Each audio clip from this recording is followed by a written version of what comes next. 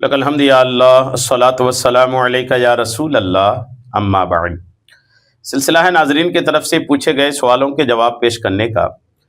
ایک کسی نے ہمارے کسی چینل کے کسی ویڈیو کے کمنٹس میں پوچھا ہے کہ انہوں نے لکھا ہے کہ منت نہیں ماننا چاہیے، منت کا انکار انہوں نے کیا ہے، تو واقعی میں کیا یہ صحیح ہے؟ آئیے میں منت کے سلسلے میں اسلام، قرآن اور احادیث نے کیا کہا ہے یہ آپ کو پیش کرتا ہوں۔ منت کے تعلق سے اللہ تبارک و تعالیٰ نے قرآن پاک کے پارہ 17 کی سورہ حج کی آیت نمبر 29 میں ارشاد فرماتا ہے وَلْيُوفُوا نُذُورَهُمْ، ترجمہ، اور اپنی منتیں پوری کریں۔ اللہ تعالیٰ نے قرآن پاک میں منتیں پوری کرنے کے سلسلے میں ارشاد فرمایا ہے۔ قرآن کی یہ آیت کلیئر کرتی ہے کہ منتیں تو ہیں، منتیں پوری کرنے کا حکم کیوں دیا جا رہا ہے؟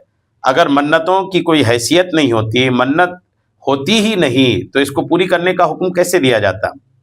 پوری کرنے کا حکم دیا جا رہا ہے، مطلب منتیں ہیں۔ اب یہ تو قرآن کی آیت تھی، اب اس پر مفسرین نے اور پھر مزید اس پر احادیث کیا ہے، مفسرین کیا کہتے ہیں سنیے۔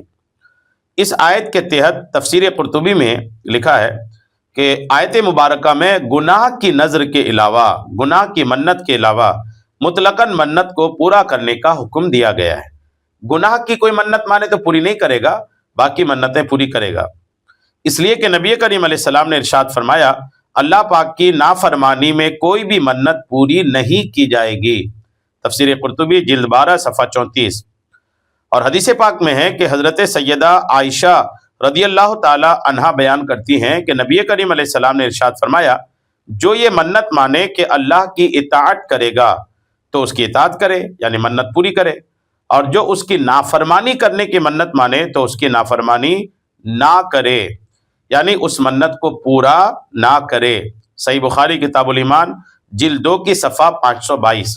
منت تو ہے یہ، یاد رکھیے گا کہ منت عرفی کے جائز ہونے کے متعلق اللہ پاک کے اس فرمان وما اہل بہ لغیر اللہ کے تحت تفسیرات احمدیہ میں ہے کہ، اور یہاں سے معلوم ہوا کہ جس گائے کی نذر یا منت اولیاء کرام کے لیے مانی جائے وہ حلال اور طیب ہے، جیسا کہ ہمارے زمانہ میں رائج ہے۔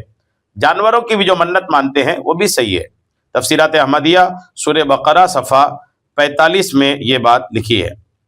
اور یہ بھی دیکھیے گا کہ حضرت شاذلی علیہ رحمہ، عارف باللہ امام عبد الوہاب شعرانی رحمۃ اللہ علیہ حضرت ابو المواہب شاذلی کے احوال میں لکھتے ہیں کہ حضرت شاذلی علیہ رحمہ فرماتے تھے کہ میں نے رسول کریم علیہ السلام کو دیکھا، نبی کریم علیہ السلام نے فرمایا جب تجھے کوئی حاجت درپیش ہو اور تو چاہتا ہو کہ وہ پوری ہو جائے تو سیدہ نفیسہ طاہرہ کی نذر مان لے، سیدہ نفیسہ طاہرہ کی نذر مان لے، اگرچہ ایک پیسہ ہی کیوں نہ ہو تو تیری حاجت ضرور پوری ہوگی۔ یہ بات الطبقات الکبریٰ المواہب شاذلی جلد 2 صفحہ 148 میں لکھی ہے۔ یعنی اولیاء کرام کے نام کی جو منت مانتے ہیں صحیح ہے، یہ درست ہے۔